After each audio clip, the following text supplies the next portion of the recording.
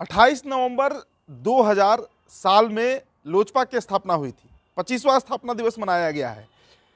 आपने चिराग पासवान की वो तमाम तस्वीरें देखी होंगी जिसमें नीतीश कुमार तक शिरकत किए पार्टी के स्थापना दिवस पर। स्वर्गीय रामविलास पासवान को श्रद्धांजलि भी दी गई, पुष्प अर्पण किया गया।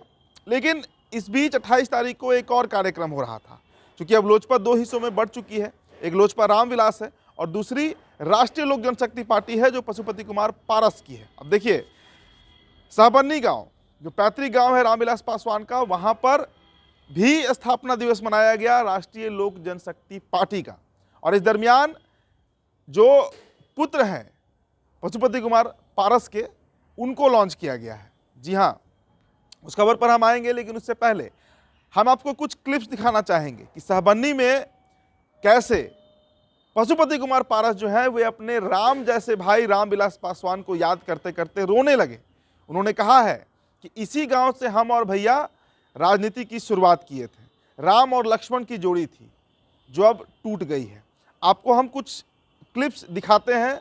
भावुक हो गए हैं, रो रहे हैं, मंच पर उन्होंने रो दिया रामविलास पासवान को याद करके। ये वीडियो आप देख लीजिए। और मेरे सामने मेरा छोटा भाई इतनी घनिष्ठता हमारे तीनों भाई, शायद राम लक्ष्मण भरत शत्रुघ्न मेरे तीनों भाई के विचार के सामने छिपा है। लेकिन आज मेरा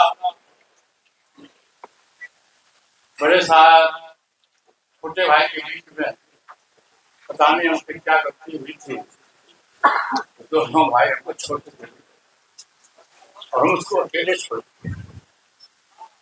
साथियों, व्यक्ति का कर्म जो है कर्म प्रधान होता है।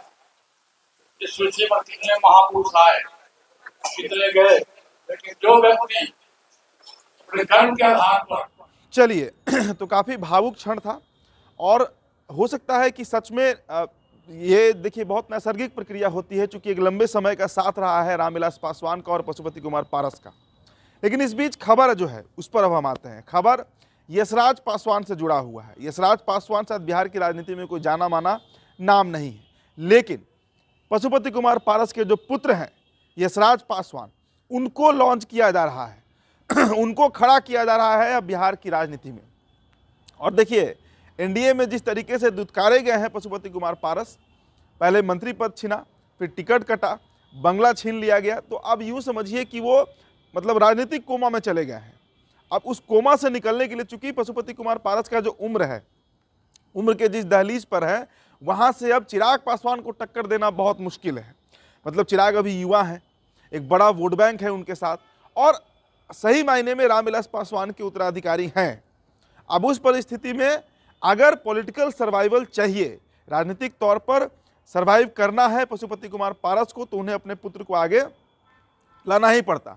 और इसी स्थापना दिवस को, 25वां जो स्थापना दिवस मनाया गया 28 तारीख को साबरनी में, वहां पर यशराज पासवान को लॉन्च किया गया। हालांकि देखिए, प्रिंस पासवान समेत राष्ट्रीय लोक जनशक्ति पार्टी के वो तमाम नेता मौजूद थे, लेकिन इस बीच सबकी नज़र यशराज पर बनी हुई थी क्योंकि युवा हैं। हालांकि प्रिंस भी युवा हैं, लेकिन प्रिंस की राजनीति चूंकि चिराग के साथ शुरू हुई थी, लेकिन युवराज पासवान जो है वो एकदम नए चेहरे हैं, एकदम फ्रेश चेहरा है बिहार की राजनीति में। अगर लॉन्च होते हैं तो, और लॉन्च हो ही गए हैं मोटा मोटी, तो ऐसे में प्रिंस पासवान का ये दाव, ये पशुपति कुमार पारस का ये दाव कितना सफल होगा, हम इसलिए चर्चा कर रहे हैं क्योंकि चिराग भी युवा है, प्रिंस भी युवा है, और अब एक नई चेहरे की एंट्री हो रही है। देखिए, रामचंद्र पासवान के पुत्र जो हैं प्रिंस पासवान, समस्तीपुर से सांसद रहे हैं, बहुत करीबी रहे हैं चिराग पासवान के कभी किसी ज़माने में। आज तकरार है, आज तलखी है, लेकिन यशराज की एंट्री ही ऐसे समय हो रही है जब दो फाड़ पार्टी हो चुका है और सीधा सीधी face to face, back to back लड़ाई है दो परिवारों में। गोतिया जिसे कहते हैं, एक तरफ पशुपति कुमार पारस का खेमा है तो दूसरी तरफ चिराग पासवान का खेमा है। तो देखिए आगे क्या इसकी लॉन्चिंग हो रही है। 2025 के विधानसभा चुनाव में यशराज क्या भूमिका निभाने जा रहे हैं, क्योंकि राष्ट्रीय लोक जनशक्ति पार्टी को एक नया ताकत का ज़रूरत है, एक नई ताकत की ज़रूरत है। उस पार्टी को एक नए चेहरे की ज़रूरत है जिस पर कोई दाग नहीं है। देखिए, पारस के ऊपर कई तरह के दाग लगे हुए हैं, क्योंकि पारस के ऊपर आरोप रहा कि उन्होंने पार्टी तोड़ दिया भाई के मरते ही, उन्होंने भतीजे को धोखा दिया तो कई तरह के आरोप, और ये आरोप उनको नुकसान पहुंचाया, एनडीए में नुकसान पहुंचाया, जनाधार पर नुकसान पहुंचाया। लेकिन यशराज के साथ ऐसा कोई फैक्टर नहीं है। तो यशराज कितना सक्सेस करते हैं, कितना सफल होते हैं बिहार की राजनीति में, ये आने वाले दिनों में पता चलेगा, लेकिन उनकी लॉन्चिंग हो चुकी है। फिलहाल इस रिपोर्ट में इतना ही। तो बिहार टॉपर ये वीडियो आप देख रहे थे। मेरा नाम उदित तारण है। बहुत बहुत शुक्रिया।